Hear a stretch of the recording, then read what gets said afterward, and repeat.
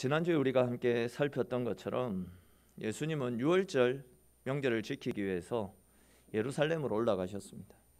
그리고 이제 그 예루살렘에 있던 예루살렘 성전으로 들어가셔서 그 성전 안에서 장사하면서 하나님의 성전을 강도의 소굴로 뒤바꿔 놓았던 당시 종교 지도자들 그리고 장사치들을 다 내어 쫓으셨습니다.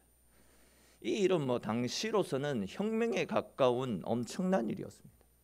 이 사건을 계기로 사람들의 시선이 예수님에게 집중되었고 사람들이 모이는 곳곳에서는 예수님이 하셨던 일들로 수군거리기 시작했습니다. 모이는 곳곳마다 예수님의 이야기가 주요 화제거리가 되었습니다. 거기에 대해서 예수님은 예루살렘을 떠나지 않으셨고 예루살렘에 머무시면서 말씀을 가르치시고 또한 각종 이런저런 기적들을 많이 베푸시면서 하나님의 일을 감당하셨습니다. 그야말로 이제 당시 예루살렘은 예수님께서 성전을 정화시키셨던 사건과 또 예루살렘에 머무시면서 보여주셨던 이런저런 다양한 일들로 인하여서 시끌벅적한 상황이었습니다. 이러한 예수님의 소문을 듣고 예수님을 만나보고 싶었던 바리새인이자 유대인들의 지도자였던 니고데모라고 하는 사람이 한밤중에 사람들의 시선을 피해 예수님께로 찾아오는 장면이 오늘 본문에 나타납니다. 근데 이제 이 예수님께로 찾아왔던 니고데모, 이 니고데모를 수식하고 있는 지도자라는 단어를 원어로 살펴보면 아르콘이라는 단어가 사용되어졌습니다. 근데 이 아르콘이라는 단어는 통치자 또는 우두머리라는 뜻을 가지고 있는데 이 당시 유대인들의 최고 의사 결정 기관이었던 산헤드린 공의회가 있지 않습니까? 산헤드린 공의회는 77명으로 구성이 된 당시 최고의 의사 결정 기관이었습니다. 거기에 속한 회원들을 가리킬 때 표현하는 단어가 이 아르콘이라는 단어였습니다.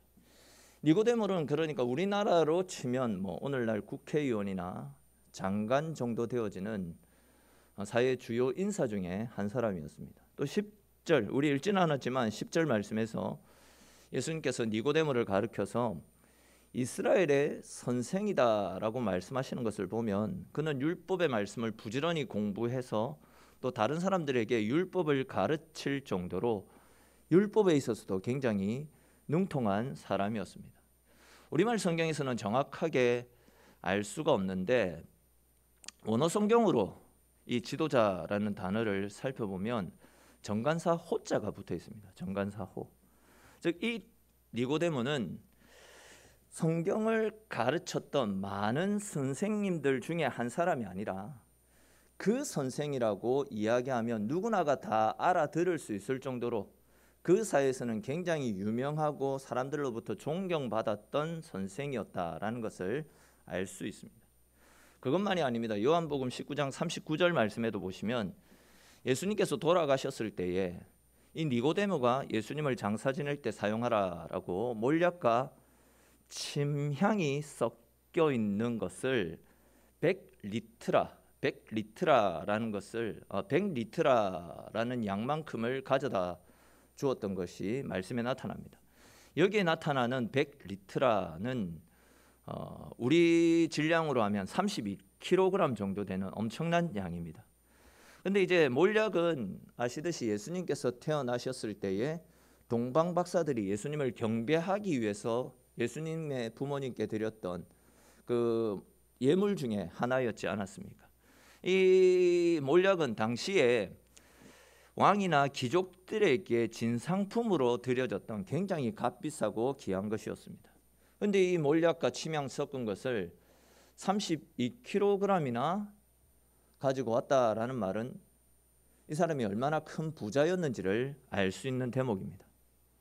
뿐만 아니라 이제 오늘 본문 2절에 나타나고 있듯이 그는 예수님이 아주 특별한 분이다라는 사실을 알고는 예수님께 찾아와서 당신은 하나님으로부터 오신 선생님인 줄 내가 압니다라는 말로 예수님께 뭔가를 배우고 싶어 했던 진리에 대한 강한 열망이 있었던 굉장히 겸손한 사람입니다. 그러니까 세상적 기준으로 볼 때 니고데모는 부와 명예, 힘과 권력, 거기에다가 신앙적 열정까지도 갖추고 있었던 완벽에 가까운 사람이다라고도 말할 수 있습니다.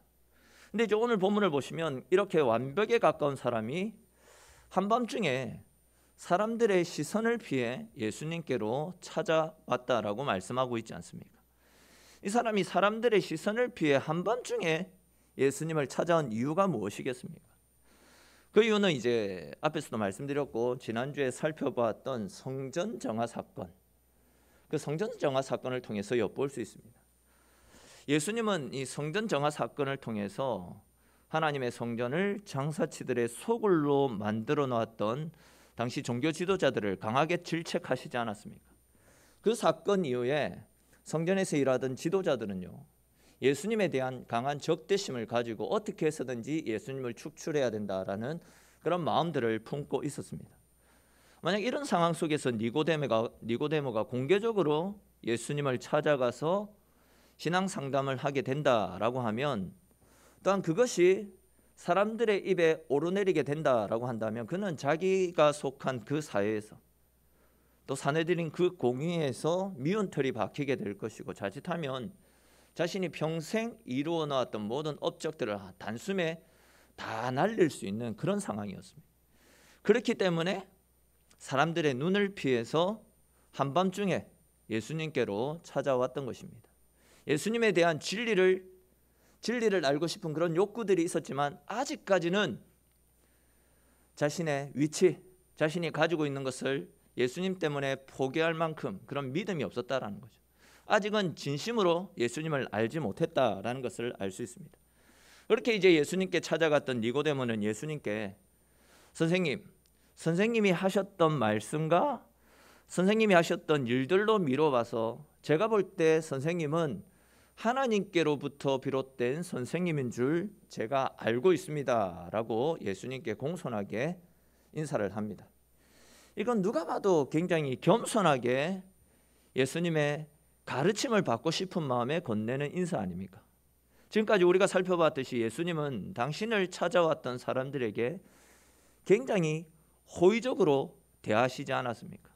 요한과 안드레가 예수님의 제자가 되고 싶어서 예수님께로 찾아왔을 때에도 내게로 오라라고 말씀하시며 그들을 기쁨으로 맞아주셨습니다. 베드로에게는 네가 장차 게바라고 불릴 것이다. 베드로를 다정하게 맞아주셨습니다. 또 나다나엘을 만났을 때에도 이 사람은 참 이스라엘 사람이고 속에 간사한 것이 없는 사람이다 라고 칭찬하시며 이들 모두를 따뜻하게 맞아주셨고 그의 제자로 삼아주셨습니다. 즉 예수님은 당신을 만나러 온 모든 사람들을 호의적으로 다 대해주셨다라는 겁니다.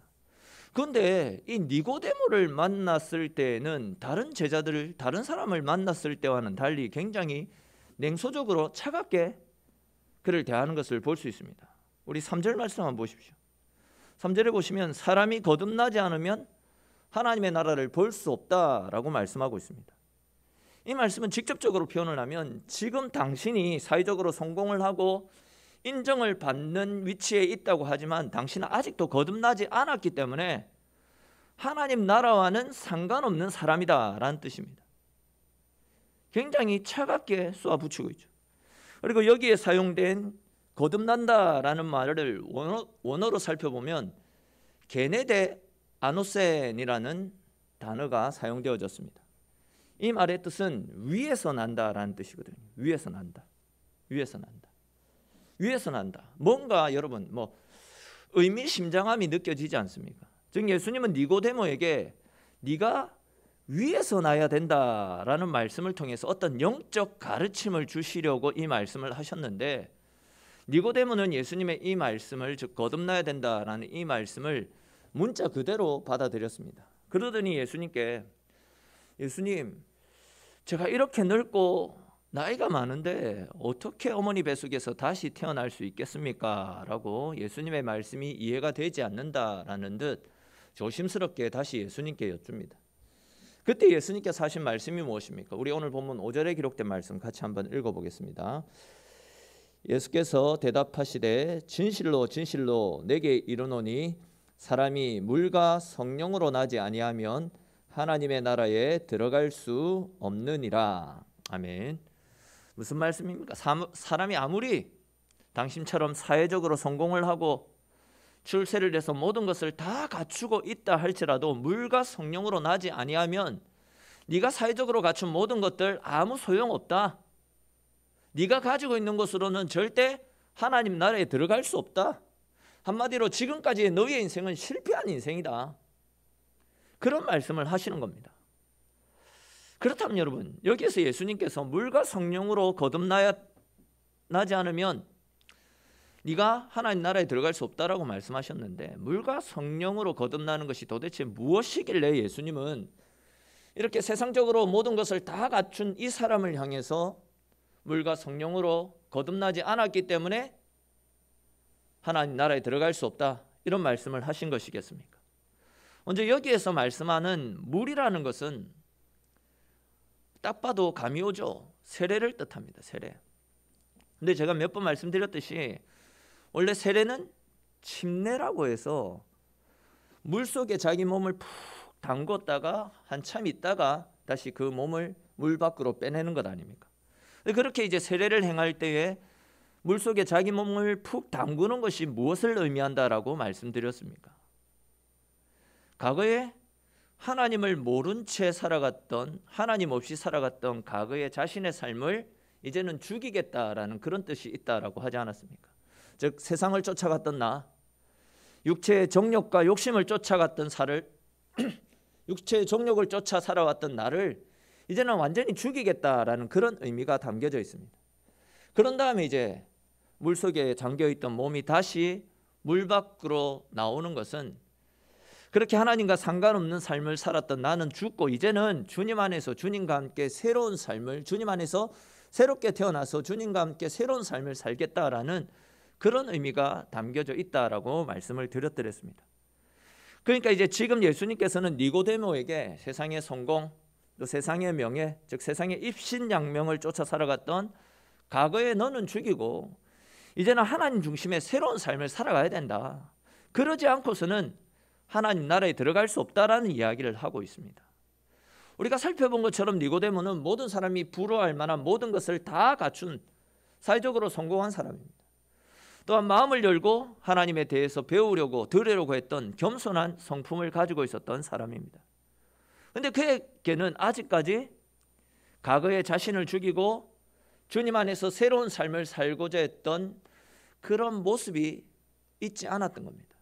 또한 예수님이 하나님으로부터 오신 선생님임을 알고는 있었지만 예수님을 위해서 자신이 쌓아 올렸던 모든 것들을 포기하고 예수님을 따라 살아야 되겠다라는 확신이 없는 상태였습니다. 그런 확신이 없었기 때문에 밤에 사람들의 눈을 피해서 찾아왔던 것 아닙니까? 한마디로 아직 니고데모에게는 예수님이 없었다라는 그런 이야기입니다.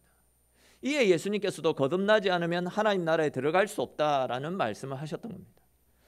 우리는 예수님께서 니고데모에게 하셨던 이 말씀, 이가 거듭나지 않으면 하나님 나라에 들어갈 수 없다라는 이 말씀을 우리의 삶 가운데도 동일하게 적용시켜 볼 필요가 있습니다.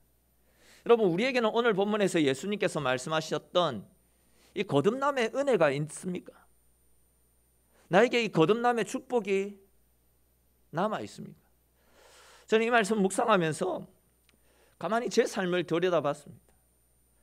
머리로는, 지식으로는 예수가 충만한데 가슴에는, 내 삶 가운데는 예수님이 희미하게 남아있다라는 생각이 들더라고요. 지금 우리가 새벽 기도 시간에 빌립보서 말씀을 계속 살펴보고 있는 중인데, 빌립보서 말씀을 살피는 중에 계속 드리는 말씀 가운데 하나가 무엇이냐면, 어떤 환경 속에서도 예수님을 주인으로 모시고 예수님으로 말미암아 감사하는 인생, 예수로 인해서 기뻐하는 삶을 살아가야 된다, 그런 말씀을 계속 드리고 있는데, 근데 그 말씀을 저에게 딱 적용시켜 보니까 저는 목사이면서도 말씀을 전하면서도 수시로 세상 문제 때문에 염려한다고, 세상 문제 때문에 내 삶에는 진짜 진정한 기쁨이 없는 것 같다 생각이 들더라고요.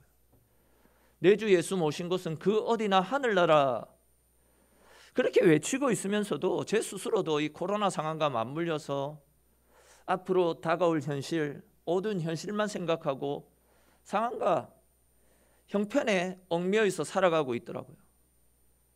마른 예수님, 마른 예수님으로 인해서 참된 기쁨을 누려야 된다라고 외치고 있는데 실질적으로 제 삶 가운데는 그런 삶을 살지 못하고 있다라는 자기 반성이 들더라고요. 여러분, 여러분들의 지금 신앙 상태는 또 어떻습니까? 여러분들 마음 가운데 진짜 예수님이 중심에 자리 잡고 있습니까? 머리로 알고 있는 예수님 말고, 지식적으로 성경을 통해서 알고 있는 그 예수님 말고 진짜 생명 되시는 예수님이 우리의 삶의 주인으로 자리 잡고 있습니까? 여러분, 예수님이 주인인 사람은요, 물질이 없는 것 때문에 힘들어하지 않습니다. 예수님이 주인인 사람은 우리 인생에 찾아오는 작은 어려움 때문에 좌절하거나 낙심하지 않습니다. 예수님을 주인으로 모시고 살아가는 사람은 세상의 가치관과 거짓된, 눈앞에 보이는 거짓된 것들에 마음이 빼앗기지 않습니다.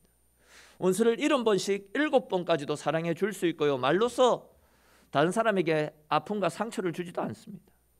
내 유익을 위해서 거짓을 말하고 불의를 행하지도 않습니다.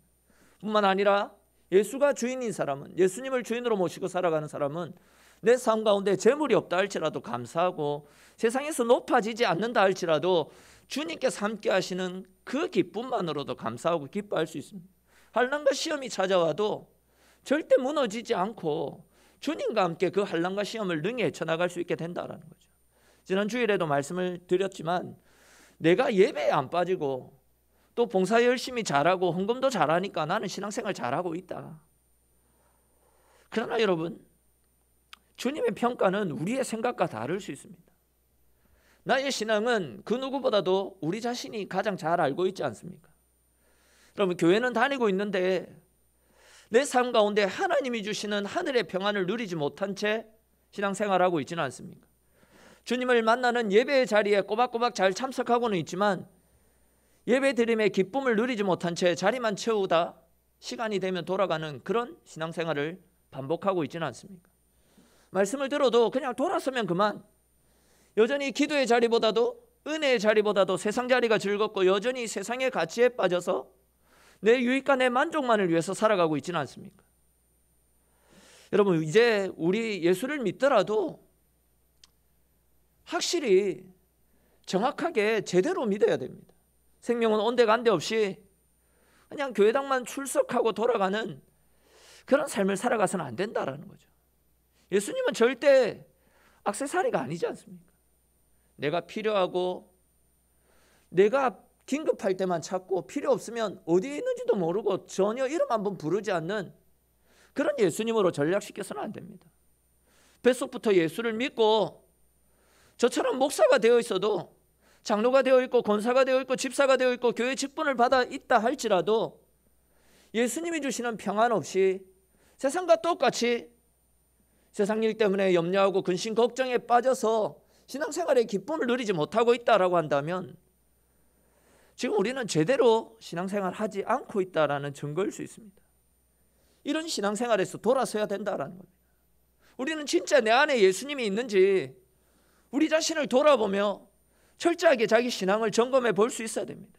그리고 예수님을 믿더라도 제대로 믿어야 됩니다. 니고데모 모든 것을 다 갖추고 있었지만 너는 네 모습 그대로 결코 하나님 나라에 들어갈 수 없다라는 책망을 듣지 않았습니까? 예수가 없으면 모든 것을 다 갖추고 있다 할지라도 주님으로부터 이런 책망을 들을 수 있다라는 겁니다. 저와 여러분들 모두가 우리의 삶의 중심에 예수님을 주인으로 모시고 예수를 믿더라도 제대로 믿어서 예수님으로 인한 평안, 예수님으로 인한 기쁨을 누리면서 날마다 그 은혜로 말미암아 살아가시는 저와 여러분들의 삶이 될 수 있기를 주님의 이름으로 축원합니다. 근데 여러분 어떻습니까? 우리들도 이런 물질의 유혹, 세상의 유혹들, 내 쾌락, 내 정욕, 세상적 가치관들 이런 것들 다 내려놓고 우리도 예수님처럼 바울처럼 오직 주님만 위해서 사는 삶을 살고 싶은 마음들이 우리 속에 간절하지 않습니까? 또한 그런 삶을 살고 싶어가지고 나름대로 열심을 내기도 하지 않습니까? 그런데 어떻습니까? 여러분, 우리의 바람과 달리 수시로 넘어지고 수시로 실패하는 것이 우리의 모습 아닙니까? 자, 그런데 이렇게 세례를 받고 나는 죽고 예수님으로 말미암는 삶을 살기로 결단하고 다짐하지만 번번이 넘어지고 실패하는 우리를 향해서 주님이 또 우리에게 필요한 뭔가를 가르쳐주고 계십니다. 주님은 우리에게, 넘어지는 우리에게, 세례를 받았지만 번번이 실패하는 우리에게 성령의 충만한 은혜가 필요함을 말씀하고 있습니다. 앞에서 제가 거듭난다라는 것이 원어상으로 어떤 의미가 있다라고 말씀드렸습니까? 위로부터 임한다라는 뜻이 있다라고 하지 않았습니까? 위로부터 임한다. 즉 위로부터 생명이 임하지 않고 위로부터 성령의 능력이 임하지 않으면 우리는 결코 나는 죽고 예수로 말미암는 은혜의 삶을 살 수 없다라는 그런 이야기입니다. 조금 다른 관점에서 말씀드리면 인간의 결단, 인간의 의지로는 결단코 거듭난 삶을 살 수 없지만 위로부터 임하는 성령의 은혜를 힘입게 되면 거듭난 삶을 살 수 있다라는 그런 말씀입니다. 즉 우리의 의지, 우리의 노력으로는 힘이 들지만 성령의 충만한 은혜를 힘입게 되면 나는 죽고 예수로 말미암아 거듭나는 은혜를 누릴 수 있게 된다라는 그 말씀이죠. 예수님의 제자들, 이 예수님의 제자들의 삶이 바로 그런 삶을 살지 않았습니까? 그들은 3년 동안이나 예수님을 모시고 예수님과 함께 했지만 주님께 온전히 자신의 삶을 드리지 못했습니다. 여전히 그들의 생각 속에는 예수님을 이용해서 성공하고 출세하고 입신양면하고자 하는 세상적 욕심들이 가득 찼습니다. 그러다 보니까 예수님이 사람들에게 잡히고 십자가에서 죽으실 때에는 자기 욕심을 채울 수 없으니까, 더 이상 예수님으로 말미암는 부귀영화를 누릴 수 없으니까 모두가 예수님을 버려두고 떠나가지 않았습니까? 그러나 주님이 부활하시고 승천하신 뒤에 마가의 다락방에 모여 기도하며 약속하신 성령을 기다렸을 때에 하늘로부터 성령이 임하셨습니다. 그렇게 성령이 그들 가운데 임하고 나니까 그렇게 연약했던 제자들이, 예수님을 버려두고 자기 살 길을 쫓아 도망을 갔던 그 제자들이 완전히 새로운 사람으로 뒤바뀌는 것을 우리가 알고 있지 않습니까? 즉 우리의 의지로 우리가 바뀌는 것이 아니라 위로부터 임하는 성령의 은혜가 우리를 바꾸어 가신다라는 말씀입니다. 우리의 노력보다도 하나님의 은혜가 우리 가운데 풍성하게 임할 때 자연적으로 우리의 삶이 바뀌게 된다라는 겁니다. 성령이 우리 가운데 임하시게 되면 우리의 뇌나 우리의 심장과 우리의 혈관이나 내 모든 것들을 다 전부 다 예수님의 것으로 바꾸어 놓는 대대적인 수술을 행하십니다. 즉 성령이 우리 가운데 임하시게 되면 우리의 모든 생각, 우리의 죄의식, 우리의 옛날의 습관과 감정, 헛된 것들을 모두 예수님의 것으로 다 바꿔 놓으신다라는 거죠. 이것이 바로 주님께서 우리에게 말씀하시는 거듭남의 은혜다라는 겁니다. 여러분 우리는 그냥 이 세상에 태어나는 것, 내가 태어난 것만으로도 절대 성공적인 삶이라 이야기할 수 없습니다. 그리고 이 세상에 있는 것만으로는 가치 있는 인생이라고도 이야기할 수 없습니다. 우리의 삶 속에는 하나님께서 하늘로부터 부어주시는 하나님의 은혜가 임해야지만 비로소 참으로 가치 있는 삶을 살 수 있게 될 것입니다. 그러니까 지금 니고데모가 예수님께 제가 이렇게 늙었는데 제가 어떻게 엄마의 뱃속에서 다시 나올 수 있겠습니까? 저는 이미 늙었습니다. 이렇게 이야기를 하자 예수님께서 니고데모에게 하셨던 말씀은 너 보고 지금 육적으로 거듭나야 된다라고 말하는 것이 아니고 영적으로 거듭나야 된다. 지금이라도 네가 물과 성령으로 거듭나기만 하면 된다. 그러면 너는 성공한 인생으로 하나님 나라에 들어갈 수 있다라는 그런 의도로 지금 이 말씀을 풀어나가고 계시는 겁니다. 그러니까 이제 예수님께서 하시는 말씀은 육으로 태어나서 아무리 잘 먹고 잘 살고 아무리 오래 살고 아무리 성공해도 세상적으로 성공해도 그런 건 다 소용없다라는 거죠. 다 필요 없다라는 겁니다. 그런데 안타깝게도 지금 니고데모는 예수님께서 물과 성령으로 새롭게 거듭나야 된다라는 말씀을 이야기하셔도 그 말씀이 무슨 말씀인지 이해를 하지 못하는 상황입니다. 그러자 이제 예수님께서 바람을 예로 들어서 성령의 역사를 설명하십니다. 8절 말씀 한번 보십시오. 8절에 보시면 바람이 임의로 불매 네가 그 소리는 들어도 어디서 와서 어디로 가는지 알지 못하나니 성령으로 난 사람도 다 그러하니라 라고 말씀하고 있지 않습니까? 무슨 이야기입니까? 우리 눈으로는 바람을 볼 수 없습니다. 그러나 바람의 소리는 들을 수 있지 않습니까? 몸으로 바람을 느낄 수 있지 않습니까? 이와 같이 우리도 성령을 눈으로는 볼 수 없습니다. 그러나 영으로 성령이 존재한다라는 것은 우리가 충분히 경험할 수 있습니다. 우리가 성령의 역사를 이해하지 못할지라도 성령 하나님은 분명히 존재하시는 하나님이십니다. 성령의 역사는 우리의 이해를 뛰어넘고 언제 어떻게 어떤 방식으로 역사하실지 우리는 전혀 예상할 수 없습니다. 하나님이 하시는 일들은 우리가 예상할 수 없다는 거죠. 하지만 우리가 우리의 연약함, 우리의 한계를 인정하고 성령 하나님의 도우심을 구하며 죽게 엎드릴 때에 우리는 우리 가운데 역사하시는 하나님의 은혜를, 성령의 역사를 경험할 수 있게 된다는 겁니다. 아시듯이 천지가 열리는 그날부터 성령 하나님은 함께 하시지 않았습니까? 창세기 1장 2절의 말씀에도 보시면 하나님께서 천지를 창조하실 때 하나님의 성령이 그 위를 운행하셨다라고 말씀하고 있지 않습니까? 수면 위를 운행하셨습니다. 하나님이 천지를 창조하는 그 순간에도 하나님은 함께 하셨다라는 겁니다. 성령 하나님이 함께 하셨습니다. 뿐만 아니라 에스겔서 37장 4절 5절 말씀에도 보시면 하나님께서 에스겔 선지자에게 골짜기의 질비에 있던 죽어있던 그 비틀어져 있던 뼈들을 성령의 바람으로 다시금 살아나게 하시는 장면들이 에스겔 37장에 나타납니다. 그 뼈들을, 죽어있던 뼈들을 살아나게 하셨을 뿐만이 아니라 그들로 크고 위대한 군대가 되도록 하나님이 성령의 바람을 불어넣으셨습니다. 이런 말씀을 통해서도 우리가 알 수 있듯이 성령께서는 창세전부터 우리와 함께 하셨고 또한 죽어있던 영혼들을 살리시면서 우리의 영혼을 새롭게 거듭나게 하시는 거룩한 영이십니다. 이것처럼 성령의 파도, 성령의 바람이 우리 가운데 불어오게 되면 골짜기마다 죽어진 영혼들이 다시 살아나는 하나님의 기적들이 나타나게 된다라는 겁니다. 마찬가지로 우리 교회 가운데도 성령의 바람이 크게 불어오게 되면 라마나에서 일어났던 기적들, 하나님이 베푸셨던 성경에 나타나고 있는 크고 위대한 일들이 우리의 삶 가운데도, 우리 교회 가운데도 동일하게 나타날 수 있게 된다라는 거죠. 그렇게 되면 죽어있던 영혼들, 메말라 있던 영혼들이 회복되어지고 병들고 아프고 고통받는 인생들도 주의 은혜 가운데 회복되어지는 놀라운 하나님의 역사를 경험할 수 있게 된다라는 겁니다. 성령의 역사가, 성령의 바람이 불어오면 우리 교회 가운데서 성령의 기름이 흘러차고 넘쳐나서 이 지역도 살리고 우리 주변에 하나님을 몰라서 죽어가고 있는 영혼들에게도 생명의 물이 흘러가서 그 영혼들이 살아나는 하나님의 기적들도 경험할 수 있게 될 것입니다. 사랑하는 성도 여러분, 우리 속에 구원의 간격이 식어버렸습니까? 기도 생활이 좀처럼 회복되지 않고 있습니까? 영혼에 대한 갈급함들이 우리 속에서 사라져 있지는 않습니까? 신앙생활을 해도 신앙생활의 기쁨을 누리지 못한 채 신앙생활하고 있지는 않습니까? 가정의 생기가 회복되어지지 않고 가정 속에 행복이 꿈틀거리지 않고 있습니까? 성경을 읽어도 말씀을 들어도 아무런 감격도 아무런 기쁨도 생겨나지 않고 있지는 않습니까?